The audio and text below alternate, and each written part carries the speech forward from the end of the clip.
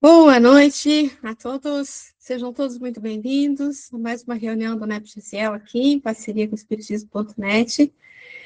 Hoje, dia 15 de junho de 2026, prosseguimos com o capítulo 16 de João, mas agora, a partir do versículo 5, ele começa realmente a falar do Paracleto, como a gente usa a tradução do Haroldo.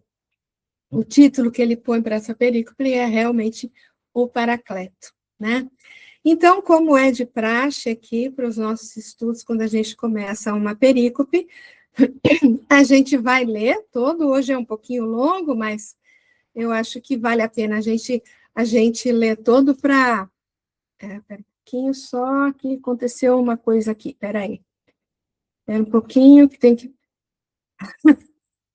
Espera aí, gente.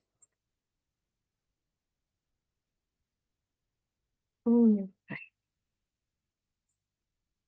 Eu fiz uma bobagemzinha aqui, mas já conserto já, peraí.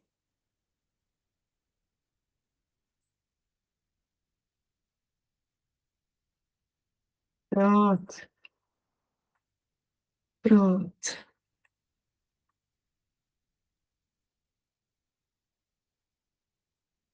Gente, não tá certo, não. Ô, meu bem, peraí.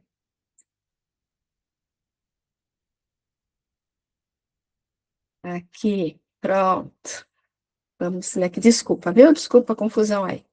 Foi, foi erro meu. Mas vamos ver. Então, vamos ler aqui. Agora, porém, vou para aquele que me enviou, e nenhum de vós me interroga aonde vais? Todavia, porque vos falei essas coisas, a tristeza encheu o vosso coração. Mas eu vos digo a verdade, é melhor para vós que eu vá, pois se eu não partir, o Paracleto não vem para vós. Se, porém, eu for, o enviarei para vós. Quando ele vier, vai arguir o mundo a respeito do pecado, a respeito da justiça e a respeito do juízo.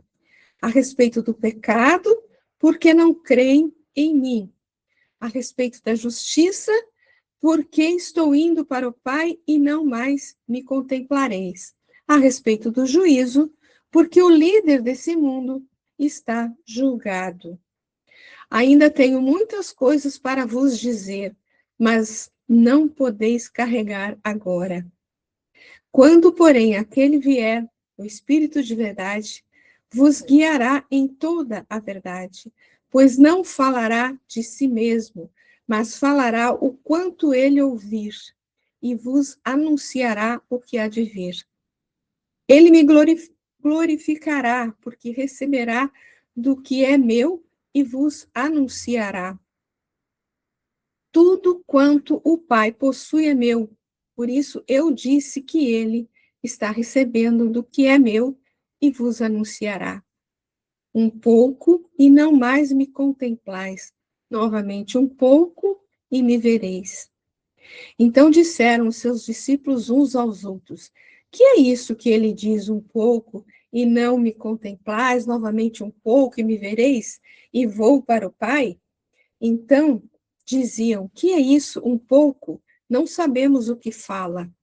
Jesus percebeu que queriam interrogá-lo e lhes disse: a respeito disso, buscai entre vós, porque eu disse um pouco e não me contemplais, novamente um pouco e me vereis. Amém, amém vos digo que vós chorareis e entoareis lamentações. O mundo se alegrará, vós estareis entristecidos, mas a vossa tristeza se tornará alegria. A mulher, quando está prestes a dar à luz, tem tristeza, porque sua hora chegou. Quando, porém, a criancinha é gerada, não mais se lembra da provação por causa da alegria, uma vez que foi gerado um ser humano para o mundo. Assim, vós também agora tendes tristeza, mas vos verei novamente e o vosso coração se alegrará, e a vossa alegria ninguém tira de vós.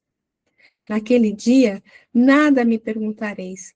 Amém, amém vos digo. O que pedirdes ao Pai em meu nome, ele vos dará. Até agora não pedistes nada em meu nome. Pedi e recebereis, a fim de que a vossa alegria esteja completa. Eu vos falei essas coisas por parábolas. Vem a hora em que não mais vos falarei por parábolas, mas vos relatarei abertamente a respeito do Pai. Espera aí um pouquinho que está chegando alguém aqui.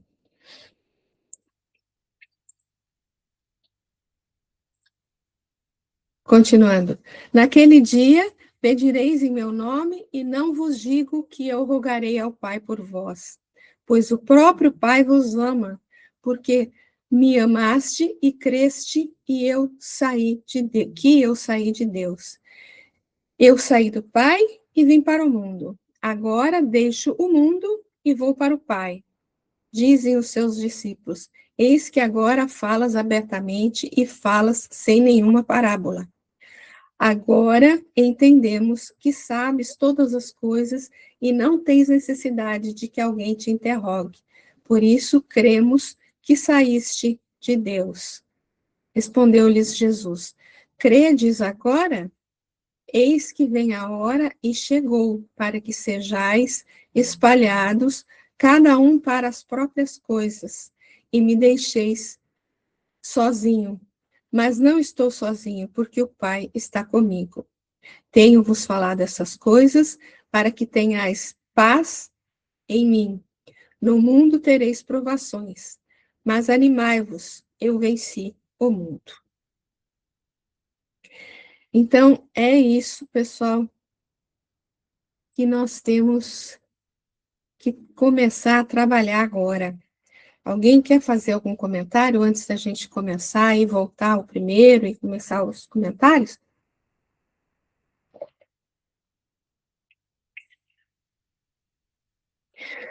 Só uma coisinha, né? Novamente, ele repete várias vezes várias coisas que a gente já viu repetidas, né? Em outros momentos aí, e ele repete para deixar bem claro, para esclarecer bem aí para.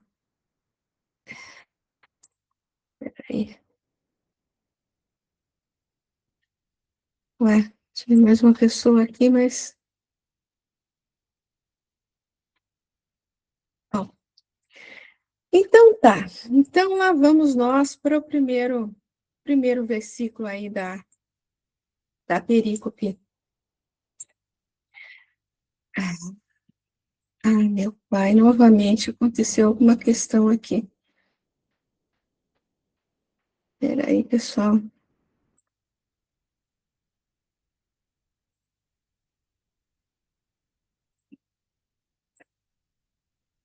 As pessoas estão chegando aqui.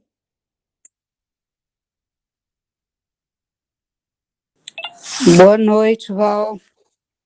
Boa noite, querida. Boa noite. Obrigada. Pronto, voltou aqui. Boa noite aí para o pessoal que chegou. Vamos lá. Então, primeiro aqui. Agora, porém, vou para aquele que me enviou e nenhum de vós me interroga aonde vais? Então, isso é uma fala que ele já... Ai, meu pai, hoje o negócio está esquisito aqui, gente. Não sei o que está acontecendo. Pronto. Isso é uma fala que ele já teve, né? Que ele já falou. É uma das que nossa Senhora, o que está acontecendo? Desculpa, pessoal, tá esquisito aqui para mim hoje. Vamos lá. Vamos lá. Agora, porém, era chegado o fim deste ciclo para Jesus e para seus discípulos. Ele já previra isso. Em João 7,33, ele disse: Ainda um pouco de tempo estou convosco e depois vou para aquele que me enviou. A gente já viu falas parecidas com isso, mesmo dentro do... Isso aqui não está dentro do sermão do cenáculo, mas a gente já viu falas parecidas com isso, já mesmo dentro desse texto que a gente está vendo, né? Aqui, quando ele fala novamente isso, né? Então, aqui é chegado o momento, pois ele afirma agora, ou seja, é nessa hora. Realmente estava por vir, né? Já está praticamente no final do sermão aqui, né?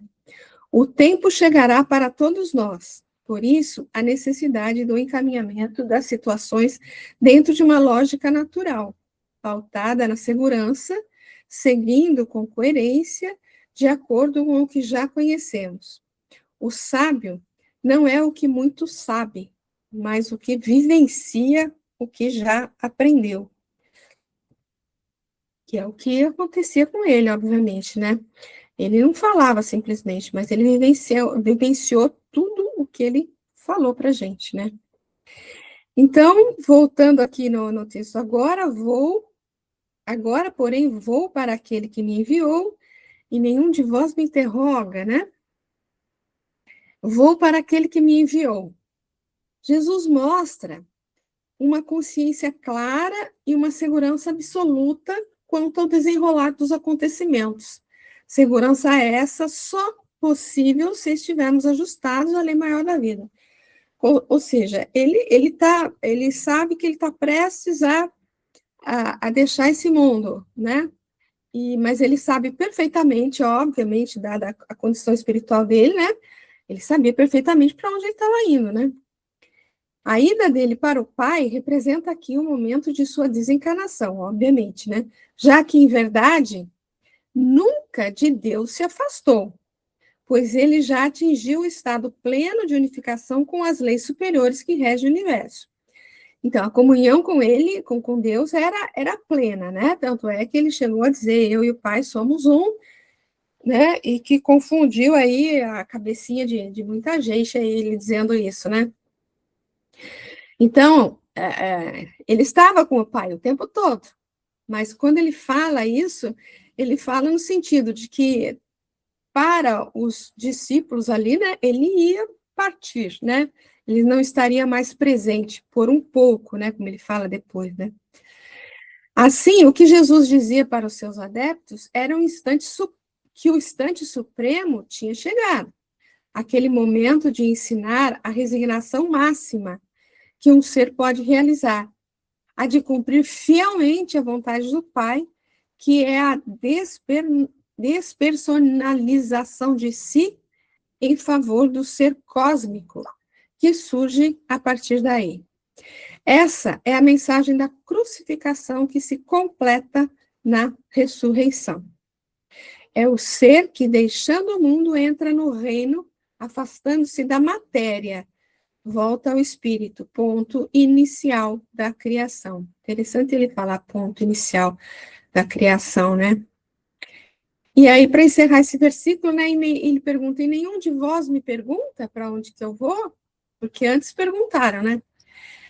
Aí, essa pergunta do Rabi tem deixado os analistas do texto evangélico confusos, pois no início desses ensinos, o apóstolo Pedro fez essa pergunta, né? Senhor, para onde vais? A gente chegou a trabalhar aqui esse ano, né? Capítulo 13. Então, seria aqui uma contradição? Então, a posição aqui do Cláudio, né? Pensamos que não. É mais um recurso didático usado pelo excelente educador. Era de profundidade o ensinamento que Jesus estava ministrando. Seus discípulos não o compreendiam na totalidade. Caso assim fizessem, teriam alegria. Saber que ele ia desencarnar seria uma alegria. Por que ele fala isso, né? Olha, nós, espíritos ainda vinculados à matéria de forma mais intensa, temos uma enorme dificuldade de compreender as coisas do ponto de vista espiritual. Assim, a notícia da desencarnação próxima de Jesus tinha deixado seus amigos imensamente tristes.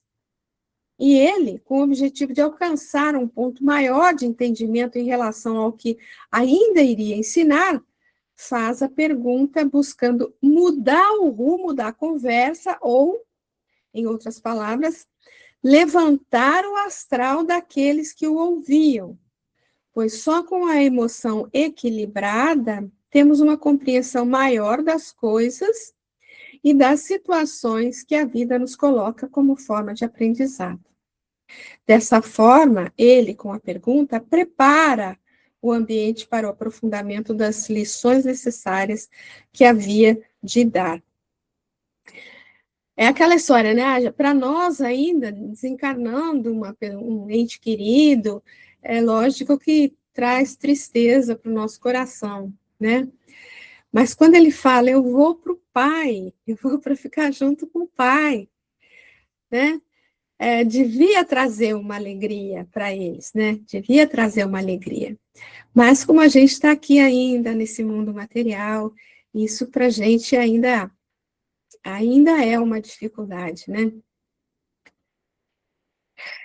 Alguém quer comentar alguma coisa?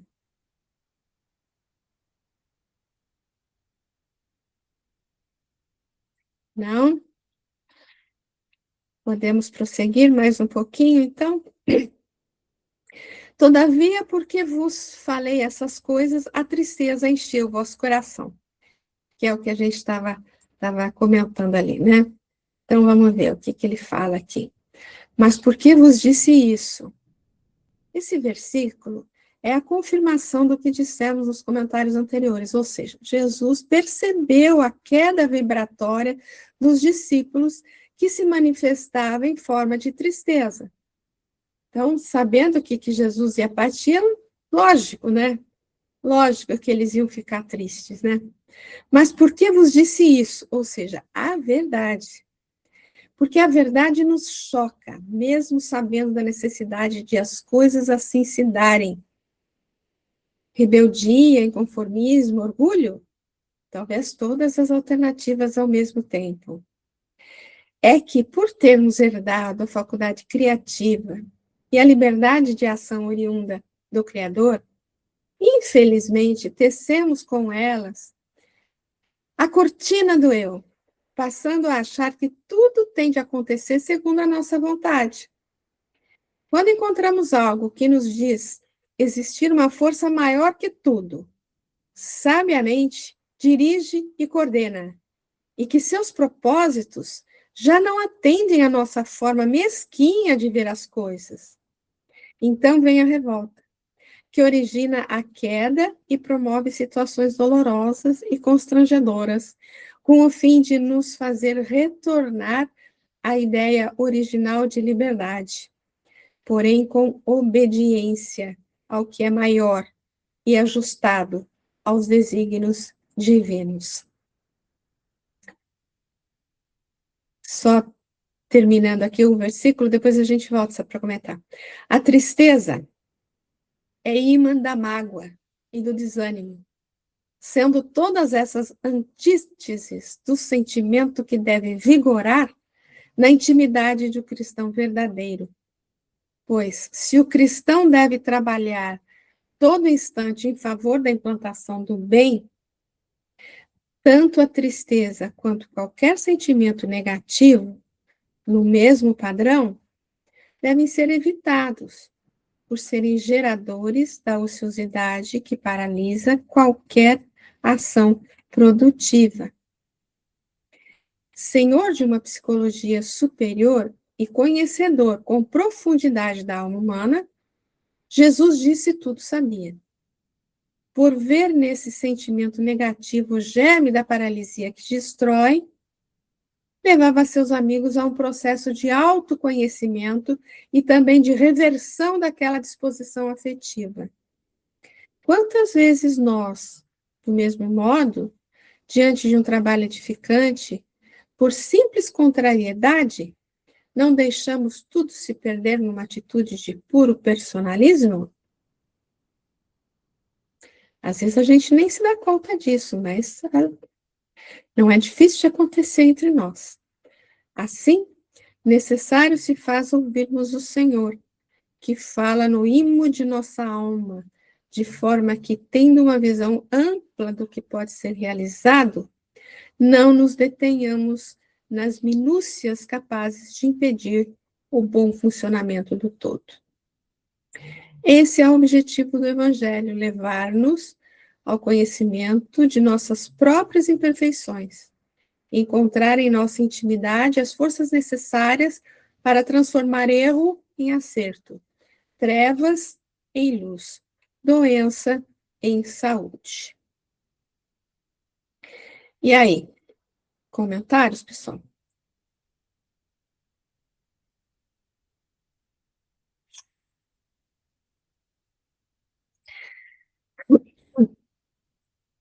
Que ele está levantando a questão dos momentos de tristeza que acontecem na nossa vida, né? É lógico que no patamar que a gente se encontra, quando bate a tristeza, é difícil para nós, né? Entendermos que esse sentimento é uma força negativa, né? Que pode trazer a ociosidade, que pode trazer até pode trazer coisas não tão agradáveis, né? Mas a gente deve recorrer aí os recursos que a gente sabe que a gente tem à disposição, né? A gente sempre tem à disposição a prece, uma leitura edificante, no mínimo, né? Um mínimo. Então, que devem ser recursos assim diários, né? A todo momento, mas nesses momentos de tristeza, de desânimo, né? Mais ainda a gente deve, né, recorrer a esses meios aí, a esses recursos que estão aí à nossa disposição 24 horas por dia, todos os dias da nossa existência, né?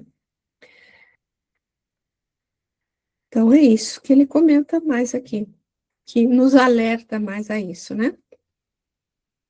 Mas eu vos digo em verdade, é melhor para vós que eu vá.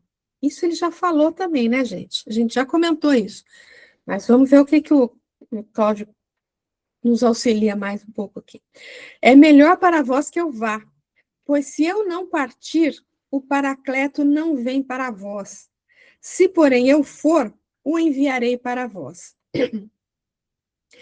Aqui, eu tenho a impressão que ele junta nesse versículo aqui dois outros que a gente viu em lugares separados. Que é o quê? Primeiro, quando ele fala, é melhor para vós que eu vá. A gente já comentou isso. Eu sei que a gente comentou isso mais do que uma vez aqui nesse estudo. Por que era melhor que ele fosse, né? Era melhor para nós, era melhor para nós do que para ele, né? Para ele tanto faz, né? Ele fica bem em qualquer lugar, né? Vou pegar uma pastilha aqui, gente, que a garganta tá judiando de mim. Para ele tanto faz, né? Ele vai estar bem em qualquer lugar, vai prosseguir firme e forte onde ele estiver. Mas para nós era melhor que ele fosse. Lembra? A gente, as duas vezes, pelo menos duas vezes que a gente comentou isso aqui, a gente, para deixar bem claro, a gente lembrou do exemplo do pai ensinando a criança a andar de bicicleta, lembra? No começo o pai fica segurando, fica do lado ali, mas tem um momento que o pai tem que soltar e ele tem que partir, né? Com as forças dele, com a pouca boa vontade dele. E é o mesmo caso, né? Ele ficou com os discípulos até um certo tempo, ensinou, falou, vivenciou, conviveu com eles, fez tudo que estava ao alcance dele, né? Mas ele não podia ser ad eternum isso, né? Tem até um texto do Emmanuel que a gente vai ter mais para frente aí que fala, que ele comenta até qual seria um pouco das consequências se ele persistisse, se ele ficasse realmente, né, para sempre, né? Então, uma das coisas é isso, né? Realmente, ele tinha que partir para agora, depois disso, os discípulos começarem a tomar as decisões por si só, né? Andar com os próprios pés, vamos dizer assim, né? Agora, isso é a primeira coisa, né? É melhor para vós que eu vá. Depois ele prossegue, pois se eu não partir, o Paracleto não vem para vós. Outra coisa que a gente viu foi, foi um versículo que falava o seguinte, falava como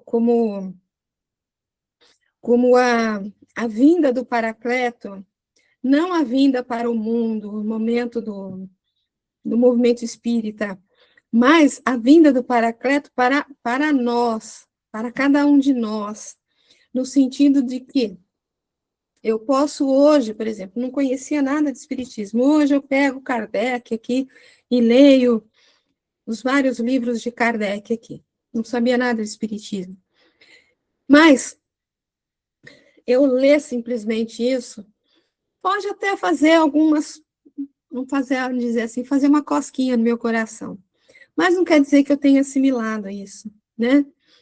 Então, mas a partir do momento que a gente vai vivenciando, que a gente vai crescendo espiritualmente, que a gente vai amadurecendo espiritualmente, o Paracleto, a doutrina espírita, vai fazendo sentido em nós.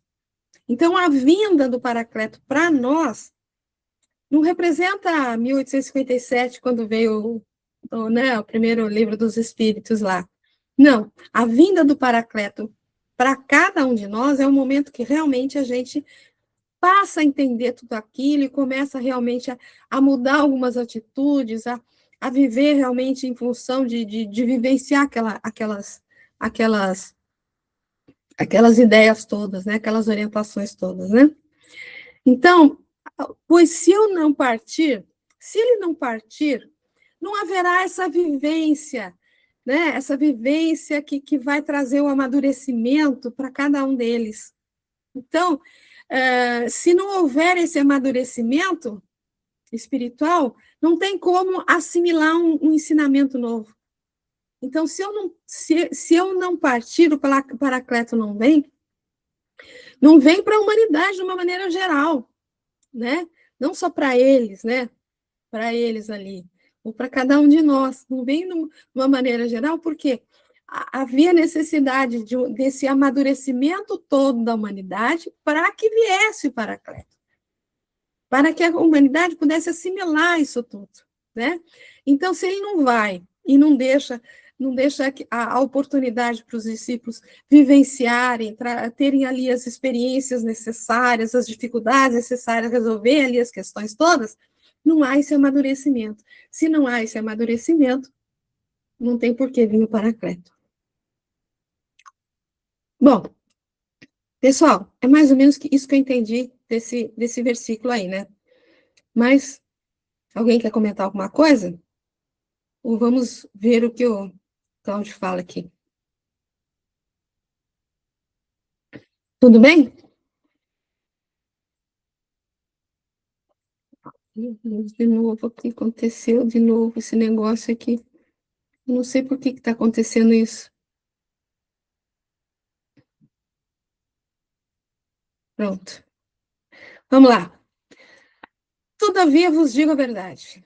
Aos estudiosos do texto evangélico, em todos os tempos, é imperioso que essas palavras ecoem indefinidamente e que possamos nelas nos deter a todo instante com o objetivo de aprendermos seu profundo conteúdo. Ou seja, que Jesus está dizendo a verdade, né? Jesus não se contradiz, portanto, diz sempre a verdade, que liberta.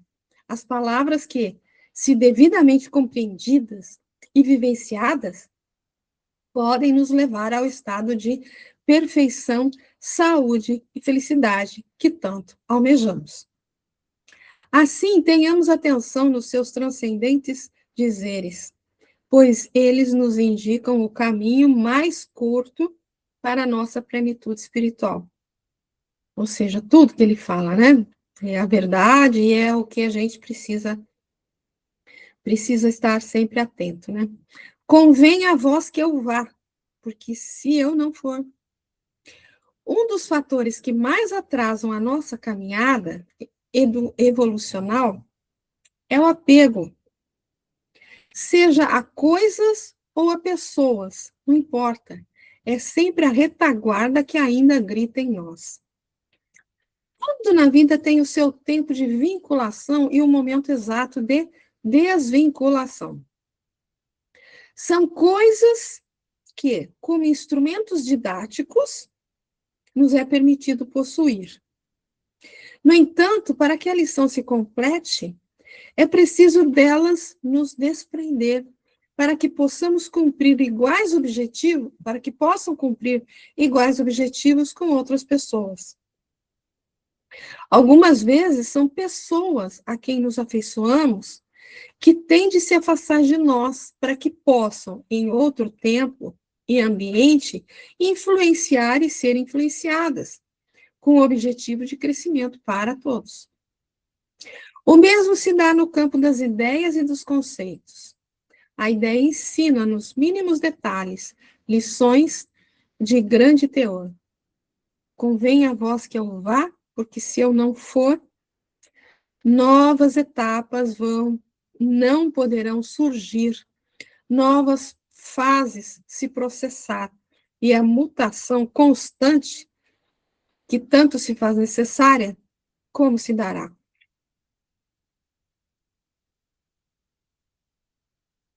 O Consolador não virá a vós, mas se eu for, o enviarei a vós. Desculpa estar repetindo aqui. Seja no campo pessoal ou em uma comunidade, o Consolador vem como fruto do amadurecimento do Espírito. Lembra que a gente comentou no começo, hein? Fruto de amadurecimento do Espírito e, consequentemente, da coletividade. Para que esse amadurecimento se efetive, é necessário que o Cristo vá, no sentido de nos deixar com liberdade de agir, para assim amadurecermos, preparando-nos para o advento do Espírito de verdade, pois só ele, por meio do esclarecimento ou da revelação de uma verdade libertadora, pode realmente consolar a dor de que somos ainda portadores. É a história do filho que, após se formar nos ensinamentos do pai e da própria vida, dele se afasta para que, implementando em si os valores aprendidos, possa construir outra família, dando sequência ao frutificai e multiplicai-vos, do ensinamento bíblico, ou a própria história evolutiva do espírito, que, para que possa atingir sua soberania, o Pai permite que dele se afaste, imergindo na matéria com finalidades superiores. Alguém quer comentar alguma coisa?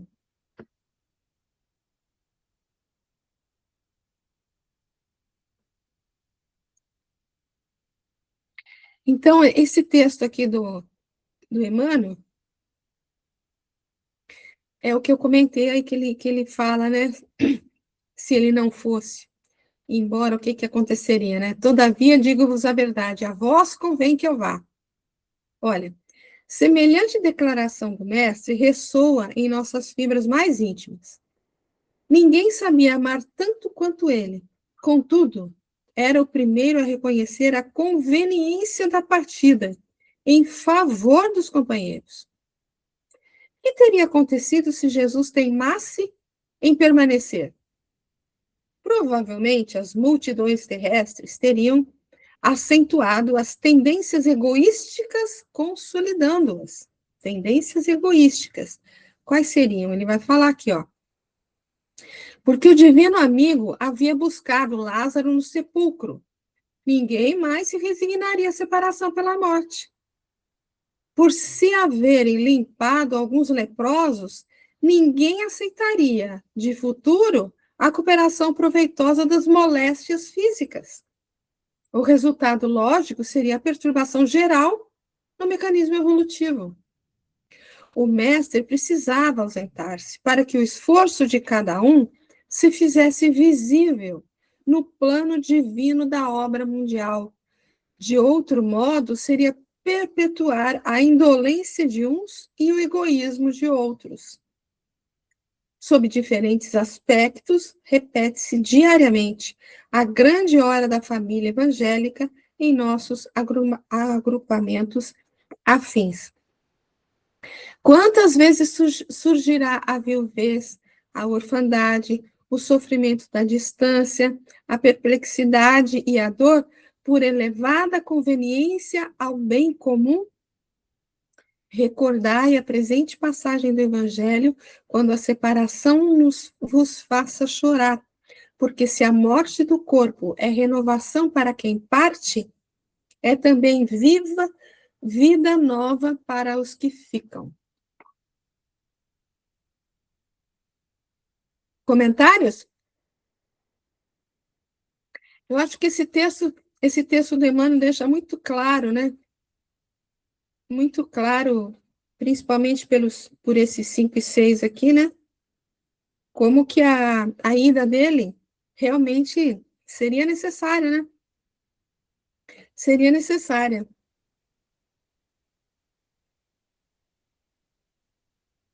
Fala, Glorinha. Oi, pessoal. É o seguinte, realmente era muito necessária.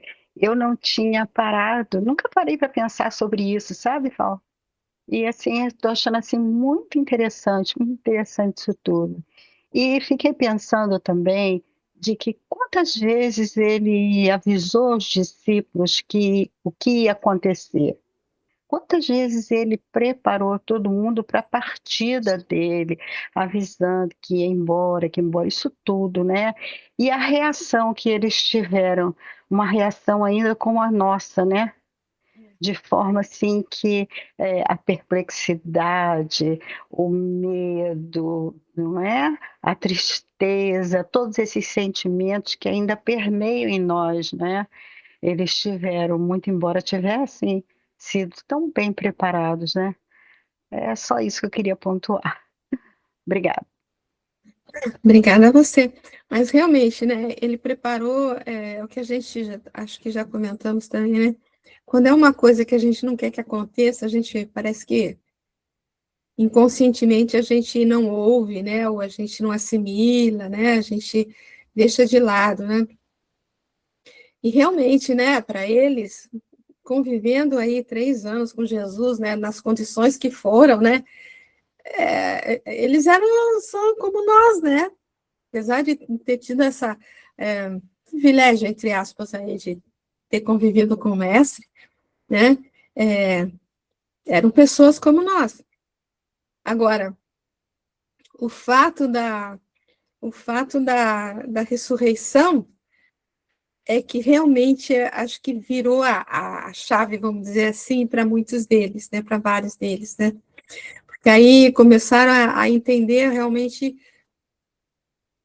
diferente tudo aquilo, né? Parece que Caiu a ficha, né? é, Como o Jack. é o que caiu a ficha, realmente, né? E então, vamos dizer assim, era normal de se esperar, né? É normal de se esperar que realmente ficassem tristes, né? Apesar de ter tido aí os 3 anos de ensinos aí tão intensos aí, né? Eles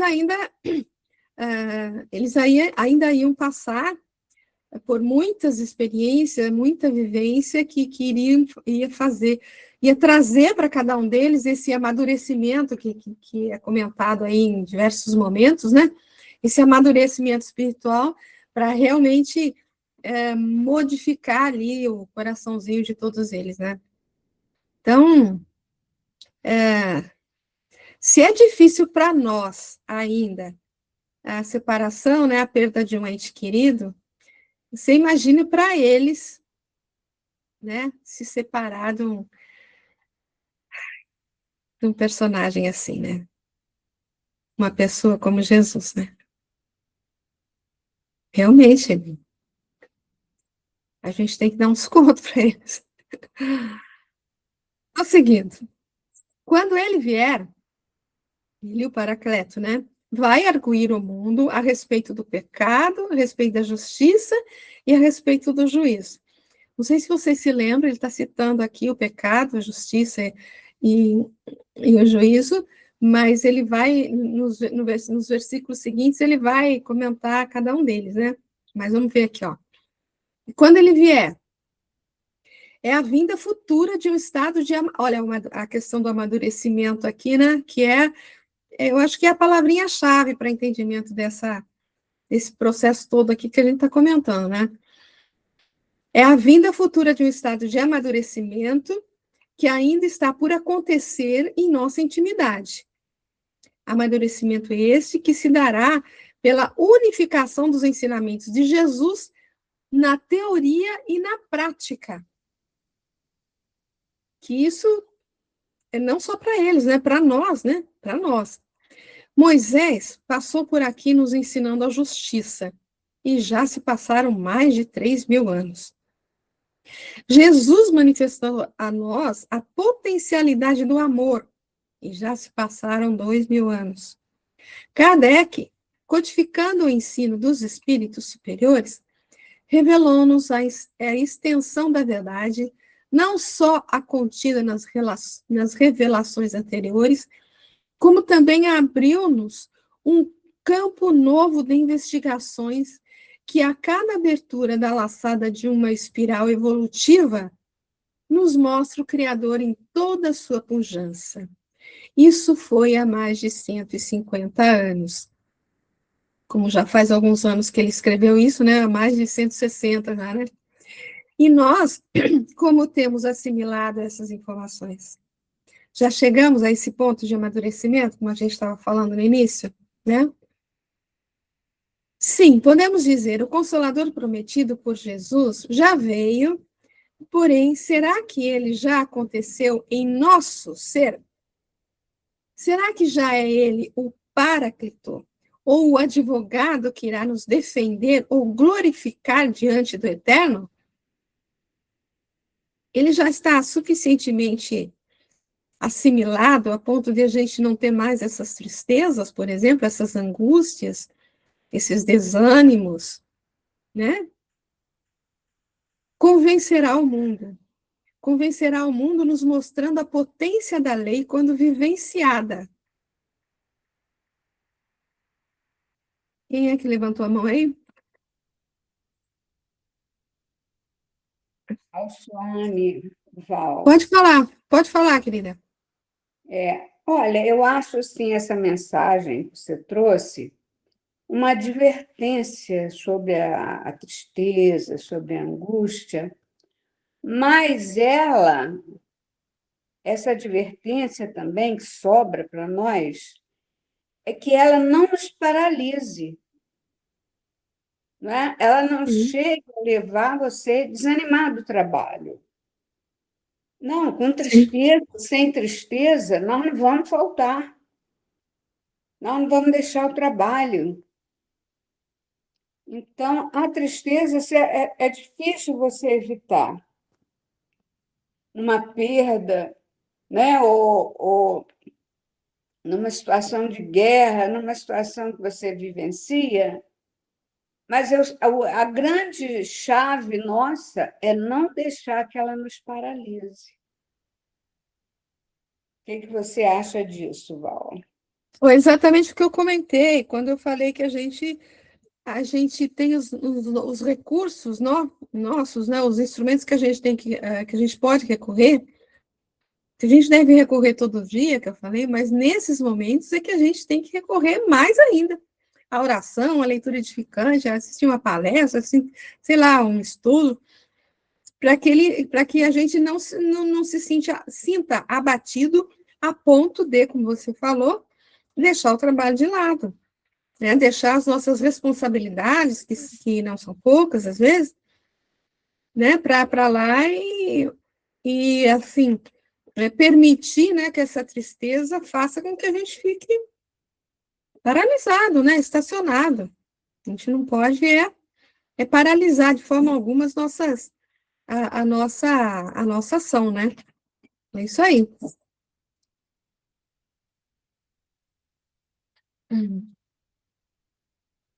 Hoje tá difícil aqui, viu? Desculpa, gente. Bom, convencerá o mundo. Convencerá o mundo nos mostrando a potência da lei quando vivenciada. O amor, quando dinamizado em sua completude, é capaz de realizar feitos inimagináveis, como disse o próprio Jesus. Em verdade vos digo, quem adere a mim fará também as obras que eu faço, e fará maiores, porque eu vou para o Pai. Por isso, convencerá não só os que estão próximos, mas o mundo. A prova disso está em que aqueles que souberam, dentro de sua relatividade, viver os ensinamentos do Senhor, são inesquecíveis para a humanidade. Temos como exemplo as figuras amoráveis de Francisco de Assis, Irmã Dulce, Madre Teresa de Calcutá, Chico Xavier, entre outros. Quais foram os poderes transitórios que eles administraram ou foram detentores? Nada, né? No entanto, convenceram o mundo de sua natureza superior através do amor e da bondade. E hoje são símbolos jamais esquecidos, confirmando em tudo que um dia ele, Jesus, o plenipotenciário divino, passou por aqui e mudou as suas vidas. A respeito do erro, da justiça e do juízo. O Consolador, quando vem, esclarece todas essas coisas, deixa tudo às claras, não restando dúvidas nem contradições. Mas nada há de encoberto que não haja de ser descoberto, nem oculto que não haja de ser sabido. Isso está em Lucas. Os versículos seguintes vão tratar, assim, a miúde dessas questões aí, né? Mas alguém quer comentar alguma coisa?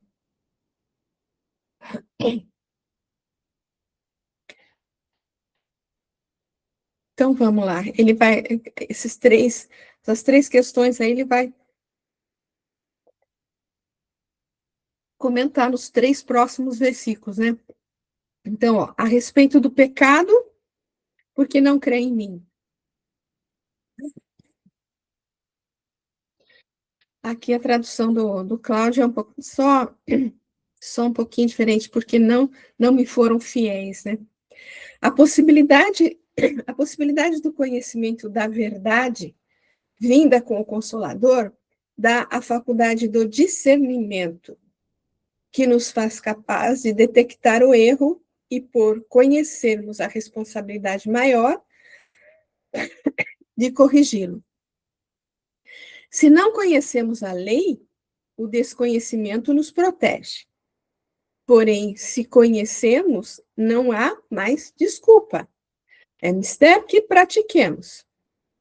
Aqui, Jesus retoma o assunto a respeito do erro, porque não foram fiéis. Erro, dessa forma, passa a ter a conotação de culpabilidade, pois significa o rompimento com o pacto acertado. Deus, ao nos criar, fez-nos simples e felizes, com o objetivo de assim permanecermos. Estabeleceu leis que deveriam ser cumpridas dentro de uma proposta natural da vida.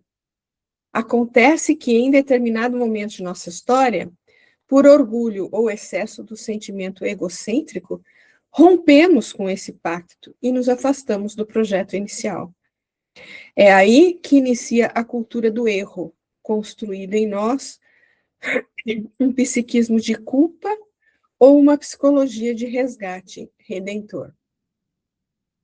É essa mensagem que a tradição identificou como a queda dos anjos, contida em várias filosofias religiosas, que está expressa nas sábias palavras do Mestre Inesquecível, porque não me foram fiéis, ou porque não creram em mim, como está na tradução do Haroldo, né?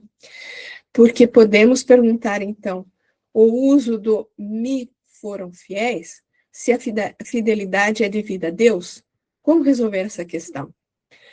Não podemos deixar de lembrar que, para os espíritos vinculados ao orbe terrestre, Jesus é a expressão máxima de vivência da lei de Deus que podemos alcançar. É, segundo a espiritualidade superior, o Cristo planetário, podendo dessa forma falar como autêntico preposto do Senhor Supremo do Universo. Além disso, se trocarmos a forma me pelo pronome a que ela se refere, o eu, não foram fiéis ao eu, isto é, à consciência crística existente em todos nós, Consciência esta que nos impulsiona sempre para a frente e para o alto, pois representando Deus em nós, é o comprovante autêntico do pacto inicial do progresso com obediência consciente à vontade do Eterno. Essa coisa do crer, né, do ter fé, é uma coisa que a gente tem que amadurecer também, né? Tem que, porque a respeito do erro, porque não me foram fiéis, né? Ou a respeito do pecado, porque não creem em mim, né? A gente acredita que Jesus é o espírito mais perfeito que passou pela Terra, que ele é o governador espiritual do planeta, né? A gente estuda a sua mensagem, a gente tenta vivenciar os seus ensinos, mas muitas vezes a gente ainda dá aquelas derrapadas, né? Então, e a gente dá essas derrapadas por quê? Porque essa fé ainda não é totalmente vivenciada, né? E isso é um processo, como a gente fala sempre, né? Uma palavrinha também que a gente usa toda hora, né? É o nosso processo, é o processo que a gente está passando, que a gente está alimentando, que aos poucos a gente vai amadurecendo, que é outra palavra que está sempre dita aqui nesse estudo, né? E isso vai ficando cada vez mais assentado, mais assimilado, né? Cada vez maior dentro de nós, né? E aí, crianças? Comentários?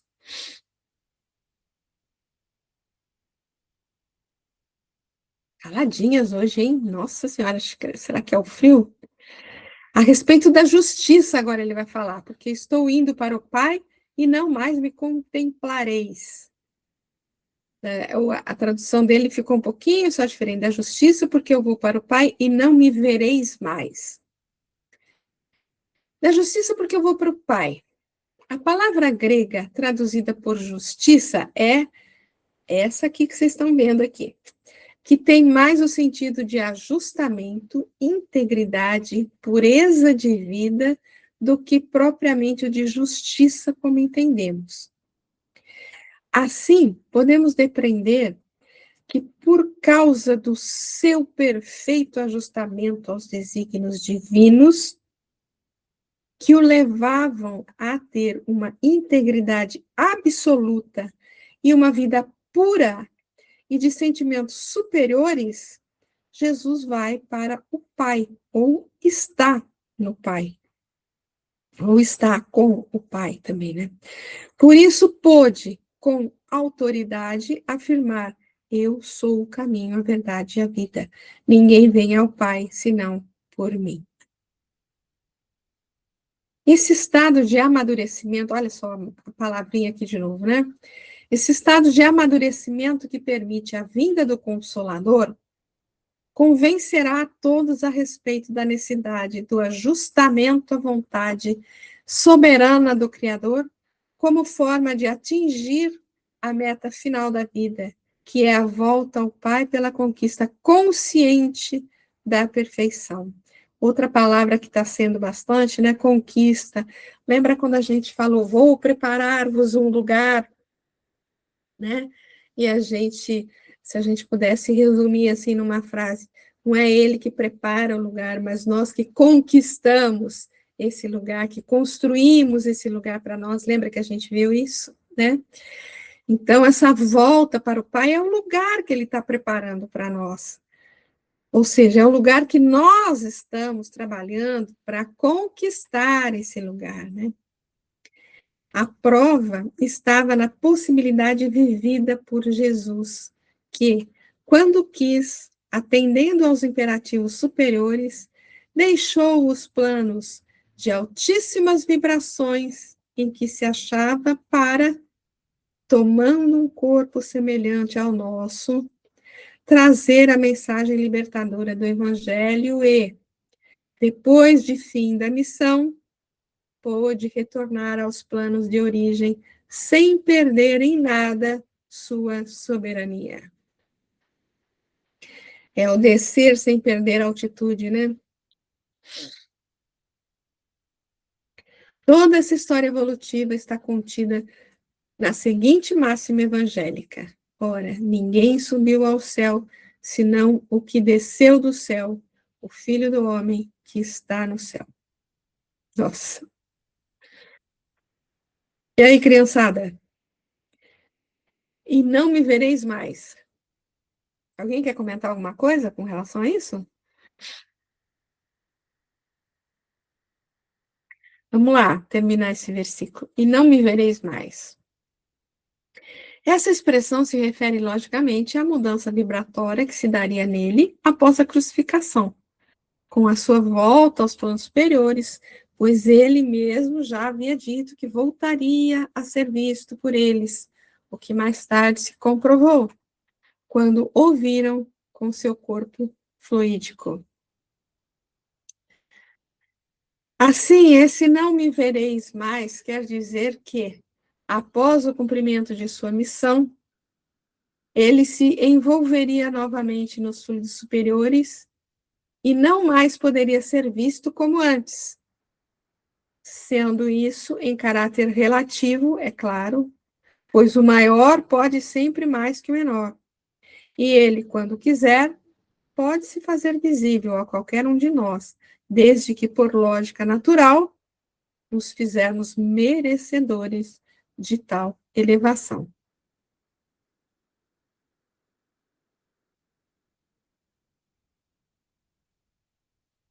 Tudo bem? Todos bem aí? Todos respirando sem auxílio de equipamento? Olha, hoje nem a câmera eles estão deixando ligada, tá frio mesmo. A respeito do juízo, porque o líder desse mundo está julgado. No juízo, porque o príncipe desse mundo está julgado. Aqui põe o príncipe e o Haroldo coloca o líder, né? Do juízo. O que é juízo? Segundo o dicionário Aurélio, é ato de julgar, julgamento, conceito, parecer, opinião. Praticar esse ato envolve uma capacidade de discernimento bem desenvolvida.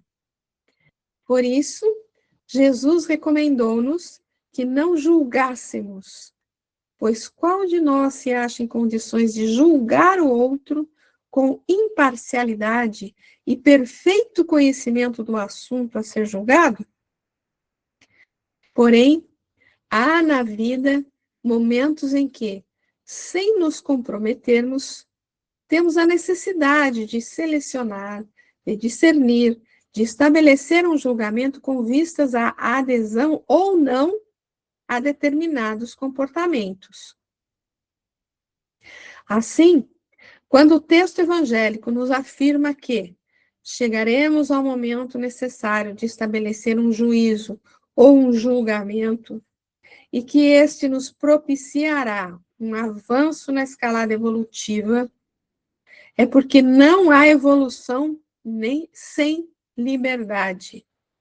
E só nesta há a manifestação de Deus em nós. Manifestação esta de que não podemos abrir mão no cumprimento de nossos objetivos superiores.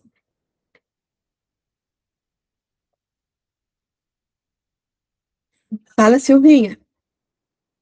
Só para tu não dizer que eu fiquei calada hoje. O famoso livre-arbítrio, né? As escolhas que nós temos que fazer. Agora, o mais importante é fazer esse julgamento sobre nós e não sobre os outros. É se abster de julgar o outro. A gente tem que nos julgar e não ao outro. Fui.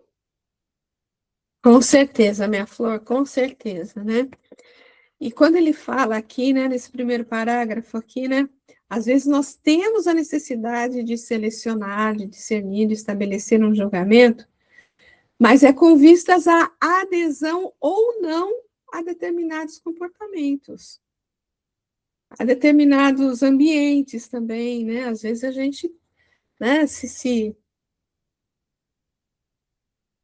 a gente já se dá o direito, às vezes, de participar ou não de certos movimentos, de certas questões aí que aparecem no mundo material aí, né? Porque o príncipe desse mundo está julgado. Temos interpretado a palavra mundo, em alguns pontos do Novo Testamento, como o somatório dos interesses transitórios e materialistas que reinam e predominam no pensamento e no comportamento da atual humanidade. Então, pensa no mundo aqui como toda essa questão aí, né, transitória e material, né? A expressão príncipe desse mundo, ou líder, né, que como tá, o Haroldo colocou lá dessa forma, representa o ápice desses interesses e tudo que se opõe a Deus e ao Cristo em suas proposições atemporais. Desse modo, quando atingimos a condição de saber que a essência espiritual é o mais importante, que só ela é imperecível, optamos mesmo que isso nos traga um sacrifício temporário por permanecer fiéis aos ditames do amor e da bondade, realizando com autoridade o juízo entre o mundo e o reino, assumindo assim o compromisso de sempre optar pelo que significa mais espiritualidade em nossa vida, pois o príncipe desse mundo já está por nós julgado e condenado. Concluindo, a lição desses 3 últimos versículos analisados, podemos dizer que esse estado de amadurecimento que atingimos e que possibilita a vinda a nós do Consolador, necessita de nossa parte de 3 atitudes básicas como confirmação dessa condição: fidelidade a Deus, ajustamento aos seus propósitos e, consequentemente, capacidade de ajuizar sobre os chamamentos do mundo, optando pelos interesses do reino e do bem comum. Quando atingirmos essa condição, poderemos, como o apóstolo, dizer: já não sou eu que vivo, mas o Cristo que vive em mim. Ou como Jesus: tende bom ânimo, eu venci o mundo. Pois ele, o Consolador, veio e estabeleceu a verdade em nossos sentimentos. Comentários, crianças?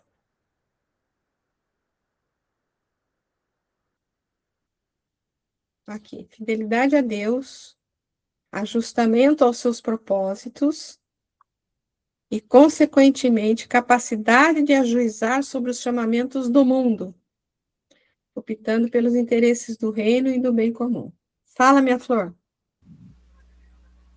Essa é a maior responsabilidade que nós, espíritas, principalmente, que temos um conhecimento mais profundo da mensagem dele, do que ele veio fazer aqui, né? Essa fidelidade a Deus é um compromisso imenso, e que hoje, com o conhecimento que nós temos, nós não podemos, de forma alguma, dizer não sabia. Nós temos a obrigação. Então, nós temos que, com essa fidelidade a Deus, o ajustamento dos seus propósitos, dos propósitos de Deus, não do nosso. E nós temos a capacidade de discernir o certo ou errado, porque temos a centelha divina dentro de nós. Então, não podemos fugir da nossa obrigação, principalmente em divulgar a doutrina espírita. Porque o bem comum nós só vamos atingir quando toda a sociedade humana, tiver a consciência que o amar ao próximo é muito mais importante do que outra coisa. Fazer a caridade, olhar o bem. É só seguir a mensagem do cara. É muito difícil a gente abrir mão do nosso egoísmo, mas nós temos que trabalhar profundamente para que isso aconteça. Foi de novo. Muito bom, querida. Muito, muito, muito bom. Muito obrigada pela sua contribuição aí. Realmente, né? Esse parágrafo aqui, né? Resume tudo, realmente, né? Ainda tenho muitas coisas para vos dizer, mas não podeis carregar agora. Ou não podeis suportar agora, né? Alguns falam suportar, né? Tenho ainda muito a vos dizer. Jesus diz aos apóstolos da primeira hora, como a todos os que em algum momento aderirem a ele, tenho ainda muito a vos dizer. A evolução se dá aos poucos. A revelação é progressiva. É certo dizer que toda a ciência superior está escrita nas leis diretoras da vida. Acontece que só nos capacitamos a ler, de acordo com o conhecimento por nós adquirido. Podemos, com isso, pressupor que, à medida que crescemos em sabedoria, novos pontos vão sendo a nós descortinados. O intelectual e o cientista comum, com o desenvolvimento de sua capacidade de entendimento, descobrem recursos propiciadores de conforto e bem-estar para o ser humano. Porém, só o desenvolvimento moral e espiritual capacita o homem para novas revelações no que diz respeito ao conteúdo profundo da vida. Há 2000 anos, Jesus tinha ainda muito a nos dizer. Os tempos passaram e outros prepostos do Senhor muito nos informaram. Todavia, há ainda muito a ser dito.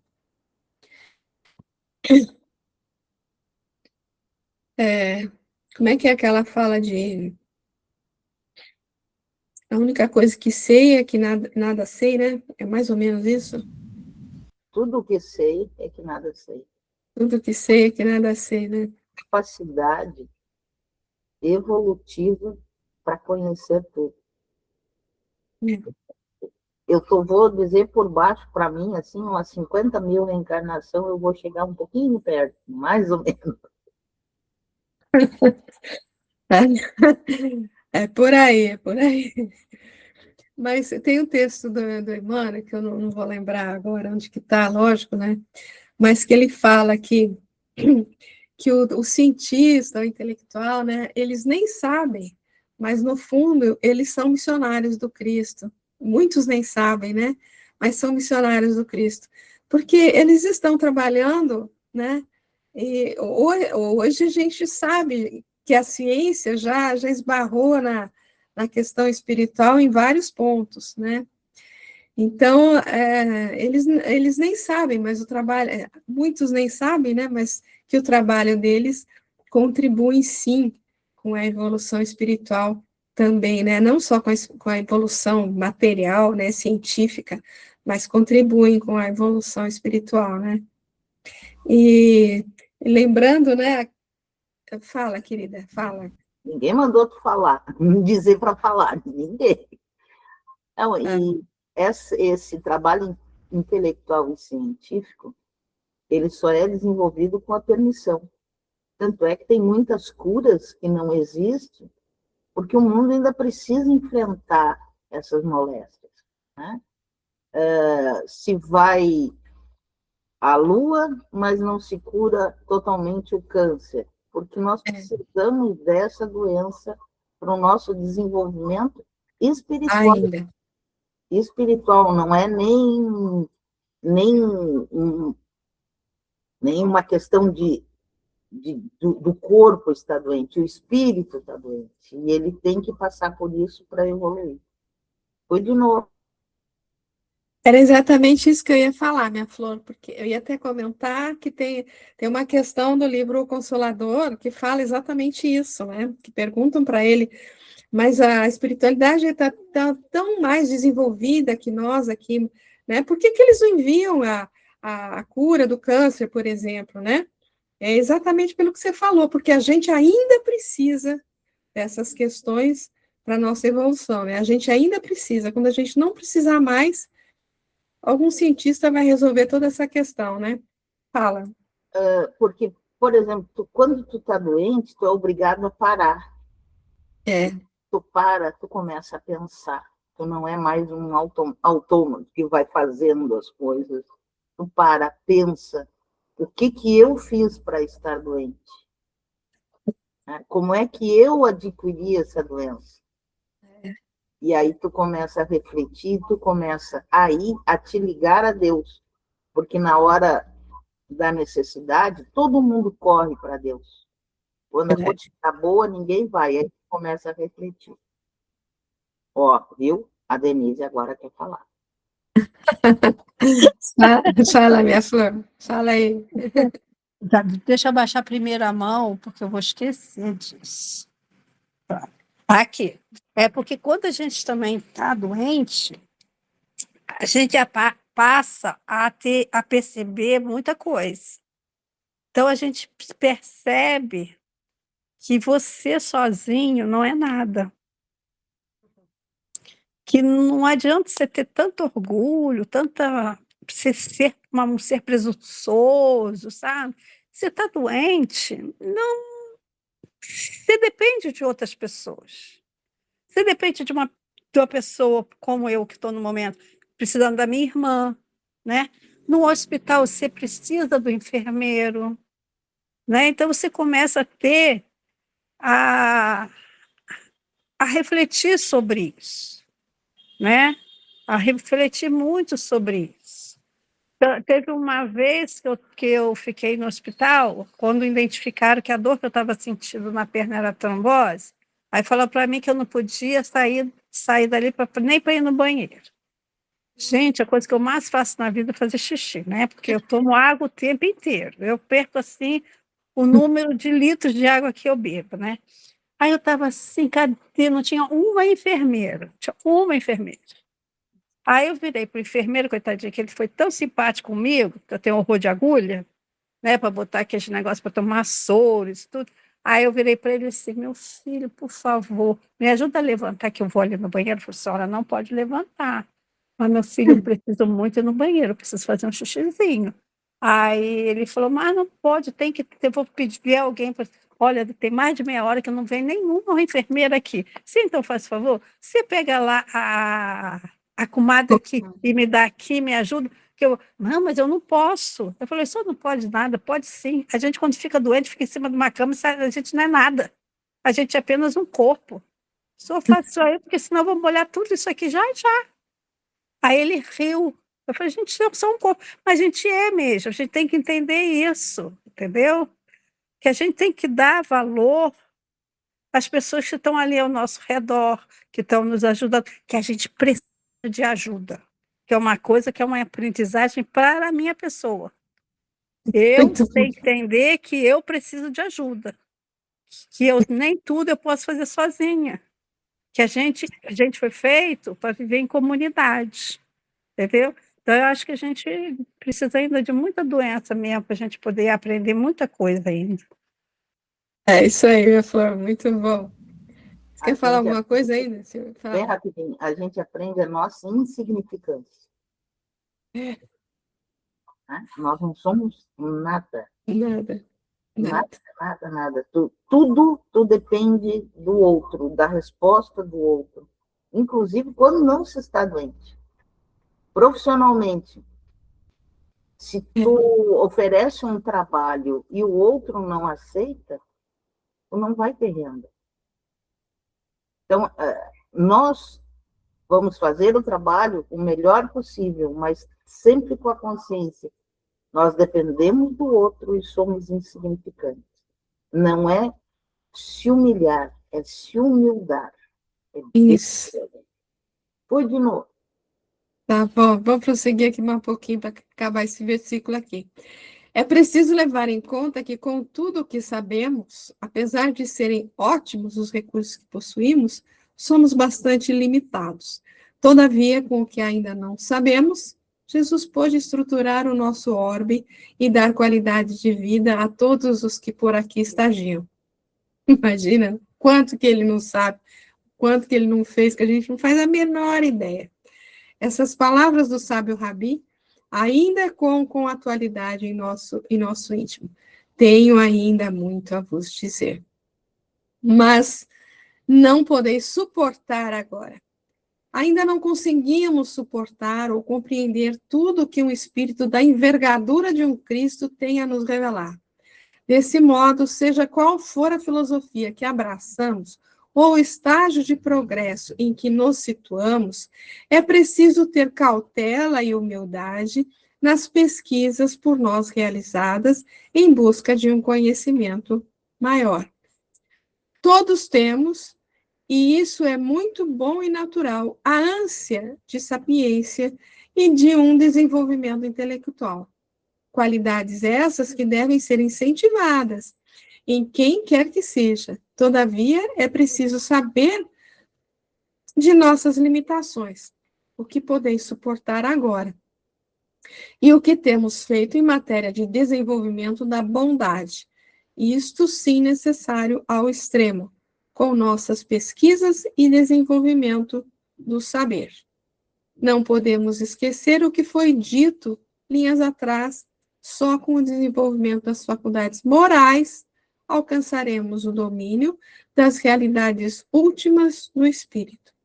Assim, antes de buscar o conhecimento horizontal da verdade, a nós concedido, atuemos em favor de verticalizar o que já conhecemos como forma de adquirirmos a sabedoria derradeira que definitivamente liberta. A gente para por aqui, mas eu queria voltar aqui só um pouquinho, né? A hora que ele fala que negócio que, onde que tá?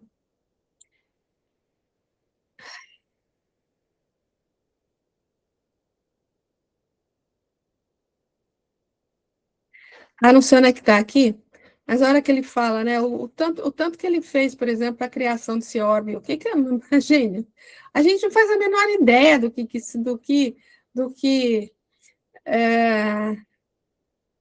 a gente não faz a menor ideia, né, das coisas da capacidade de um espírito da envergadura do Cristo, né? A gente não faz, gente, não faz ideia. A gente começa a imaginar as coisas que ele mostrou que ele pode, porque tanta coisa que com certeza ele pode, que a gente, né, que ele não foi, que a gente não pôde suportar realmente, né? Então, assim, é um espírito de uma grandeza tal que a gente fica pensando, nossa senhora, né? Sou tão pequenininha ainda, nada, a gente não sabe nada, a gente não sabe nada. E a gente, como vocês estavam falando, né, a gente não é nada. A gente não é nada, mas somos muito importantes para ele, né? Ele não deixa de se preocupar, de cuidar desse nada que nós somos, né? Fala, minha flor. Nós não somos nada em relação a nós mesmos. Isso. Não em relação a ele. Para ele, realmente, somos importantes. Tanto é que estamos reencarnando, estamos tendo a oportunidade de melhorar. Agora, a questão do orgulho é que nós temos que nos controlar e nos abster desse orgulho. É assumirmos a nossa insignificância. Foi de novo. Com certeza, assumirmos a nossa insignificância. Acho que a gente encerra com essa frase aí. Assumir a nossa insignificância. Alguém mais quer fazer algum comentário, gente? Senão a gente não vamos iniciar o outro, porque senão vai ficar muito... Vai cortar depois. Tudo bem? Tudo em paz? Então, encerramos por aqui. Obrigado pelos comentários, que foram maravilhosos. E semana que vem, se Deus assim o permitir, a gente está de volta prosseguindo aí com o sermão do cenáculo. Beijo no coração de todos, fiquem com Deus e cuidem-se, cuidem-se.